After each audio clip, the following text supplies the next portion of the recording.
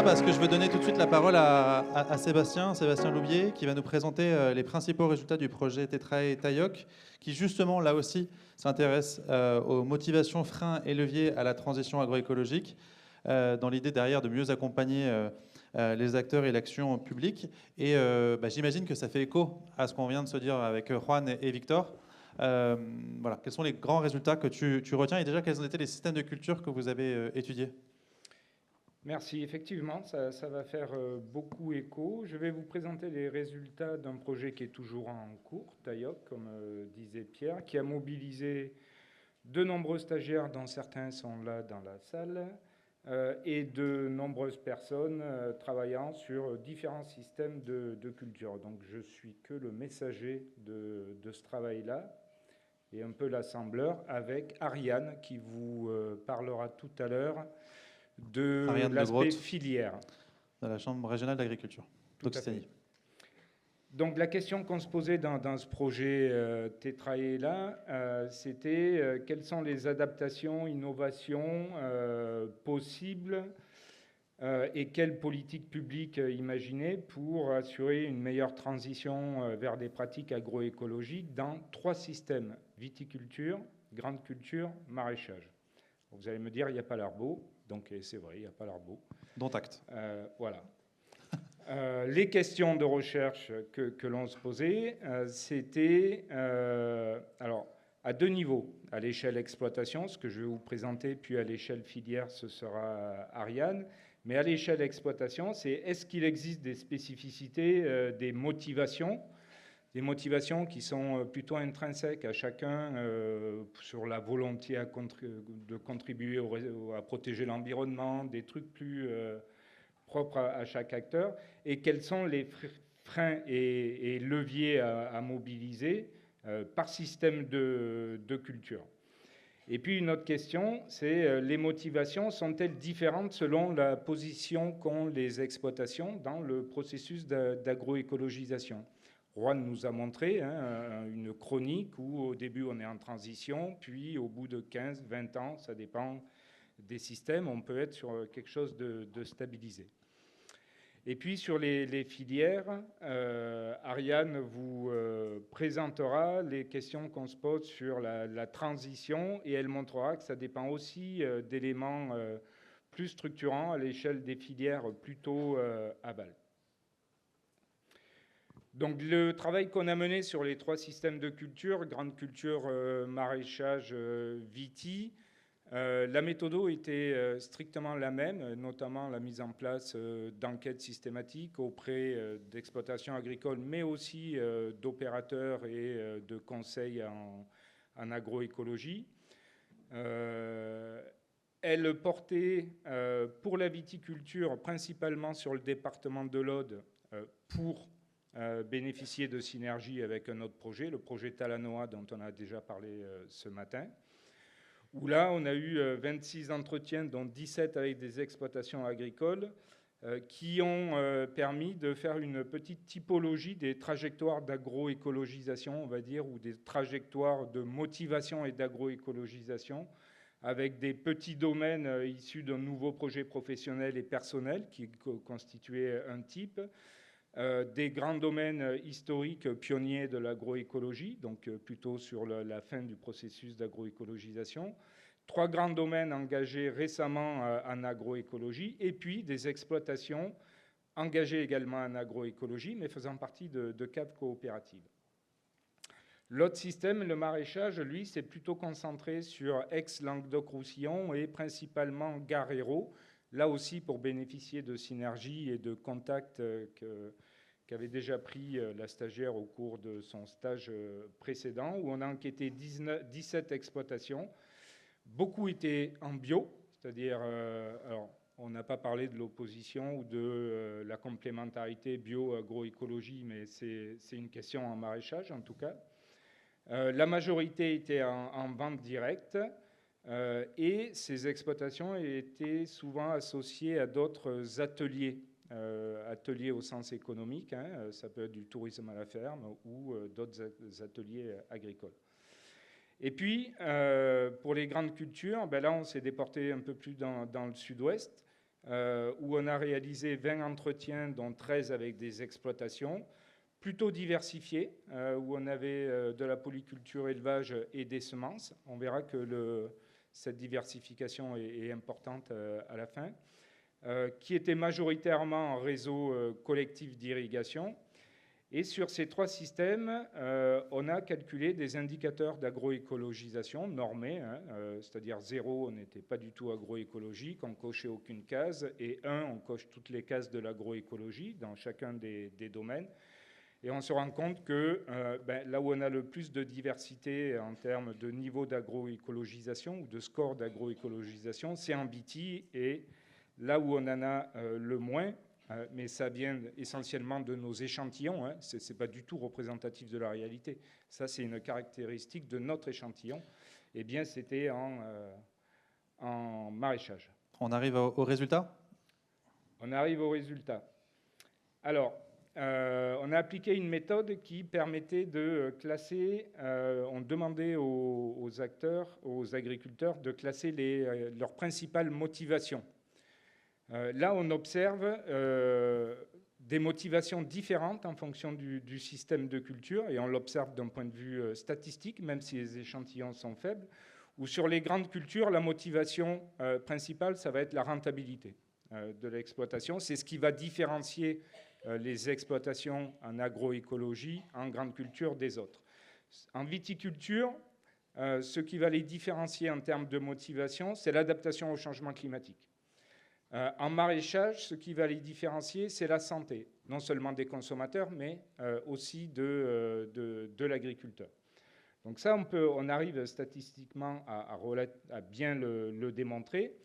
Et puis, on a fait sur l'ensemble des exploitations des profils types de motivation, où on peut se rendre compte que, par exemple, on a des types où la philosophie de vie et la transmission et l'environnement au sens large sont les motivations premières, c'est la patate rouge, là, où on observe 5 exploitations en grande culture, 4 vitis, 4 maraîchages, et puis d'autres types qui sont très, par exemple, où on ne retrouvera pas de grande culture, hein, c'est les exploitations dont la motivation principale, c'est la santé et la demande des consommateurs. Là, on va retrouver que des viticulteurs et des maraîchers. Donc tout ça pour dire que les motivations sont très différentes d'un système à l'autre. Au sein même d'un système, en viticulture, les motivations sont également différentes. Donc on a essayé d'illustrer là sur les trajectoires, nos 4 types de trajectoires d'exploitation viticole. Et notamment sur le type 4, là, ce sont des exploitations qui sont engagées dans la transition, et en COP, où là, le facteur philosophie de vie, c'est le cadet de leurs soucis. Ce qui, c'est pas pour absolument pas la motivation pour laquelle ils vont opérer une transition. Et à l'inverse, le type 3, ce sont des grands domaines récemment engagés en transition. Et bien là, la motivation demande des consommateurs est plus majoritairement citée en premier que dans les autres types. Et cette demande de consommateurs, elle peut se traduire par un marché. Tout à fait. Donc les 2 sujets, là, économique et demande des consommateurs, se retrouveraient alors. Tout à fait. Donc j'imagine qu'on est en retard. Donc juste pour se focaliser sur la petite flèche à gauche, là, de moins vers le plus, même si on ne l'a pas vérifié statistiquement, il semblerait qu'on ait des changements de motivation en fonction des trajectoires des exploitations au cours de la mise en œuvre de leur processus d'agroécologisation, qui part au début d'une volonté de respecter la santé, contribuer à une meilleure santé du consommateur, mais aussi la leur, puis pour des raisons de transmission, puis au fur et à mesure du processus d'agroécologisation, c'est plus de la philosophie de vie, volonté de protéger l'environnement, s'adapter au changement climatique et faire des économies d'eau. Donc les motivations sont changeantes. En fait, au cours du processus, on verra en quoi ça peut être gênant. Et puis, on a identifié une diversité de freins et leviers par système de culture. Alors, je ne vais pas revenir sur tous, hein, mais et je vais plutôt me focaliser sur les leviers. En maraîchage, c'est avant tout le levier à mobiliser, c'est la reconnaissance de la valeur du produit. Donc en clair, c'est est-ce que je peux arriver à vendre mes légumes plus chers, mes légumes agroécologiques plus chers que mes légumes conventionnels. Et puis, ça peut être de l'innovation également, alors qu'en viticulture, on sera beaucoup plus aussi sur de la valorisation commerciale, sur de la proximité des consommateurs, c'est-à-dire des circuits courts, de la reconnaissance de la qualité. Et en grande culture, il faudra aller jouer sur des leviers plus économiques. Alors, essayer d'avoir des cultures à forte valeur ajoutée. Alors, ça, on revient à une question de tout à l'heure. Pourquoi des cultures à forte valeur ajoutée alors que c'est plutôt intensif, qu'il y a un cahier des charges particulier, que c'est consommateur anneau? Eh bien, tout simplement pour assurer un revenu annexe à l'exploitation et lui permettre de prendre le risque de l'agroécologie sur une autre partie de l'exploitation, et c'est revenu plusieurs fois, et ça semble être un levier... Sachant que irrigation et agroécologie ne sont pas forcément incompatibles. Non, pas du tout. Enfin, pas du tout, je ne suis pas le mieux placé pour en parler, mais de ce que j'en comprends, non.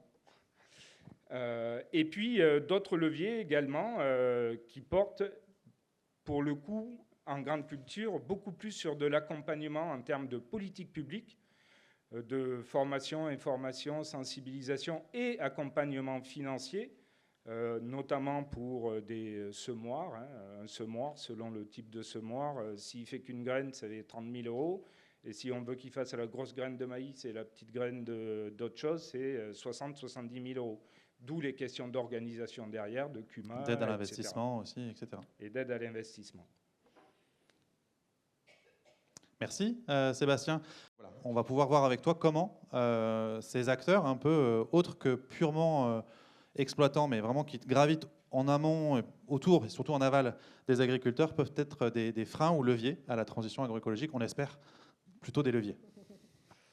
Oui, en effet, merci. Donc, je restitue aujourd'hui un travail qui s'inscrit dans le cadre du projet TAIOC, qui a été porté par l'école d'ingénieurs de Purpan en partenariat avec la Chambre régionale. Et donc, on a eu une approche où on a choisi ce territoire de la Bargelonne, à cheval Tarn-et-Garonne et Lot, et au sein duquel on a eu un travail d'entretien avec des exploitations agricoles et des agriculteurs engagés dans la transition agroécologique, et auprès duquel on a du coup recensé les organismes, les structures d'accompagnement de l'aval des filières qui étaient qui les accompagnaient à un moment ou à un autre dans ces changements et dans la valorisation de leurs pratiques. Et donc au sein de ces structures identifiées, on en a enquêté une quinzaine, donc de nature différente, comme l'a dit Pierre, et qui relèvent aussi de productions différentes, puisqu'on a touché du coup à toutes les productions de ce territoire assez diversifié, donc de l'arbo, des grandes cultures, du maraîchage, de l'élevage, des exploitations mixtes, etc. Du coup, ce qu'il en ressort, alors c'est un travail exploratoire qui mérite d'être poursuivi, approfondi et tout ce qu'on veut, mais il y a quand même des éléments intéressants. C'est que le levier qui est celui du rôle des acteurs de filière est assez ambivalent, assez différenciant, puisqu'on retrouve différents types de positionnement. Une filière qui peut être structurée pour soutenir la transition, mais qui ne l'est pas toujours, avec une première situation qui est celle plutôt de la stratégie des structures qui vont intégrer de manière assez explicite la transition dans leur cahier des charges, dans leur démarche, avec un appui technique prononcé auprès des agriculteurs. Et du coup, cet accompagnement individuel, collectif, une valorisation des débouchés, un effet de reconnaissance. À l'inverse, on a des filières qui vont être très marquées par une recherche de productivité avec des attentes du marché importantes et du coup une contrainte forte sur les critères attendus des produits gustatifs, d'apparence, et qui parfois n'incitent pas à permettre l'accompagnement et l'adoption des pratiques agroécologiques si les standards exigés par le marché sont pas réunis. Donc au sein des structures qui sont les plus impliquées dans l'accompagnement de la transition agroécologique, donc encore une fois dans leur diversité de CUMA, conseil, ODG, coopérative, structure de la transformation de la distribution et grossistes, on retrouve 3 motivations clés. Donc un premier enjeu qui est d'ordre économique, je pense qu'on en a bien parlé en début d'après-midi sur le besoin pour les agriculteurs de sécurisation de ce point de vue-là pour pouvoir engager leur changement de pratique. Que ce soit sur la partie investissement ou sur la partie sécurisation du rendement derrière. Oui, voilà. Donc investissement matériel et sécurisation du rendement. Donc nous, là, on l'a questionné du prisme des acteurs, du coup, pour dire, voilà, quelle est, vous, votre motivation à accompagner ces changements. Et donc, dans l'enjeu économique, il y a le fait notamment d'essayer d'avoir des prix différenciés pour des produits issus d'une agriculture qui s'engage en ce sens. Ça touche à tout ce qui est segmentation de marché. Donc ça peut être de la valorisation de produits. Donc on a bien sûr l'agriculture biologique, mais c'est aussi des produits sous cahier des charges, par exemple. Également tout ce qui touche à la contractualisation avec cette logique d'essayer de maîtriser aussi l'offre sur les marchés pour certaines productions. Une motivation en termes de recherche et innovation. Donc là, ça touche à tout ce qui peut être technique, évolution de pratique et du coup matériel, génétique, etc. Et puis une motivation également d'ordre symbolique et politique avec des structures qui accompagnent également ces changements pour pouvoir se démarquer et défendre l'intérêt de certaines filières ou de certaines productions auprès de pouvoirs publics avec des enjeux notamment derrière d'essayer de se démarquer sur des aides ou d'autres dispositifs de soutien public. Ce qu'on retrouve au sein des structures qui vont donc mobiliser et être motivées par une ou plusieurs de ces motivations-là, c'est finalement des motivations d'accompagnement qui se différencient. Alors là, ma phrase, elle est un peu incomplète, c'est-à-dire qu'on a des structures qui vont plutôt avoir une forme d'approche assez segmentée avec un ou deux leviers techniques, et donc intervenir sur plus ponctuellement des thématiques ou des pratiques, des changements de pratiques, et puis des structures qui vont plutôt rechercher l'exhaustivité des différents leviers et changements, et chercher à combiner ces leviers pour avoir une approche la plus systémique possible, et donc qui se traduit souvent par un accompagnement plus fourni, du coup, en termes de thématiques et de différents secteurs, différentes thématiques travaillées sur l'exploitation. Ouais, ça pose plein de questions organisationnelles, ce qu'évoquait Thomas à l'instant sur la place du conseiller et le type de conseiller. Est-ce qu'on a un conseiller global d'exploitation mais qui est peut-être un peu moins pointu sur la gestion des haies ou à l'inverse des ultra-experts dans chacun des domaines qu'il faut quand même arriver à articuler pour avoir cette approche systémique. Donc ça pose plein de questions aussi très concrètes en termes d'organisation et de modèle économique de ces acteurs de la distribution agricole au sens large. Tout à fait. Et sur l'organisation, pour rebondir aussi à des échanges qu'on vient d'avoir, il y a aussi quelque chose assez intéressant qui s'observe au niveau de l'organisation et des interactions entre les acteurs. C'est le fait qu'on voit qu'il y a vraiment un levier fort qui est mobilisé quand on a un réseau qui se structure vraiment à l'échelle d'une filière ou d'un ensemble de production, avec des relations qui du coup ne sont pas que entre l'agriculteur et les différentes structures avec lesquelles il est en relation à un moment ou à un autre pour telle ou telle une relation filière commerciale ou une relation de conseil ou une relation d'information, mais vraiment des acteurs qui communiquent tous entre eux et qui sont en interrelation, avec parfois même de la structuration sous forme de projets de filière, sous forme de chartes, sous forme de contrats de commercialisation quand il y a des relations commerciales derrière, etc. Et donc il y a des enjeux économiques et financiers, c'est certain, mais ça passe aussi, c'est aussi de la diffusion d'informations, c'est aussi de l'homogénéisation sur les leviers sollicités et travaillés, etc. C'est de la diffusion d'informations, c'est du conseil, etc. Et quand l'ensemble de ces interactions sont réunies, on voit que c'est vraiment un levier qui se démarque à l'échelle d'une filière. Merci Ariane. J'invite Sébastien Loubier à nous rejoindre, peut-être pour qu'ensemble vous puissiez faire une petite conclusion sur ce qu'on vient de se dire jusqu'alors. Voilà, quel intérêt pour les PTGE, qu'est-ce qu'on en retient, tout ça pour les PTGE? Alors je commence du coup sur les points qui concernent la filière, et puis Sébastien complétera. Donc voilà, comme je l'ai dit, des freins et des leviers à la transition qui existent et qui sont, des leviers qui existent, des freins qui persistent encore, et qui sont propres du coup à différents systèmes pour différents acteurs de filière. Une structuration donc à l'échelle des filières qui est, la structuration des filières qui est un levier qui est différenciant, mais qui est aussi ambivalent, puisqu'on a vu que c'était pas le cas partout. Et comme je l'ai dit, c'est un travail exploratoire, donc c'est à poursuivre, mais on voit qu'il y a un potentiel important au niveau de l'aval de la filière pour fournir des outils et des stratégies pour accompagner la transition écologique. Donc ça questionne aussi voilà, tout l'accompagnement des PTGE sur cet aspect-là pour que tout le monde soit en mesure de pouvoir travailler également ces questions-là. Avec le PTGE, finalement, sur le cadre de cette mise en réseau, cette articulation de dispositifs que tu évoquais, Ariane. Sébastien, le mot de la fin. Alors le mot de la fin, bon, je passe sur les conclusions, hein, sur la diversité des motivations, des freins, des leviers à différents stades des processus d'agroécologisation en fonction des systèmes étudiés, grandes cultures. Tout ça, ça montre en fait que si on veut avoir un accompagnement efficace de cette diversité d'acteurs, il va falloir une diversité d'instruments d'accompagnement en termes de formation, d'information, de soutien financier aux revenus, à l'investissement, tout ça dans des systèmes de culture extrêmement variés. Et du coup, ça repose question de l'existence même de ces instruments d'accompagnement au moment où on essaye de planifier dans le PTGE, au moment de l'élaboration du programme d'action, eh bien, des SFN ou des pratiques agroécologiques qu'on est censé mettre en œuvre.